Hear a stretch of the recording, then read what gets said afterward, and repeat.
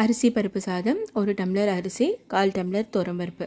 இதை நல்லா வாஷ் பண்ணி ஒரு 20 நிமிஷம் ஊற வச்சு எடுத்து வச்சுக்கோங்க. 1 டேபிள் ஸ்பூன் எண்ணெய், 1 டேபிள் ஸ்பூன் நெய், கடுகு, ஜீரகம், மிளகு, உளுத்தம்பருப்பு, பச்சை மிளகா, பூண்டு, சின்ன வெங்காயம், கருவேப்பிலை இது எல்லாத்தையும் சேர்த்து நல்லா வதக்கிக்கலாம். 1 தக்காளியை ஃபைனாக சாப் பண்ணி அதையும் சேர்த்துருக்கேன்.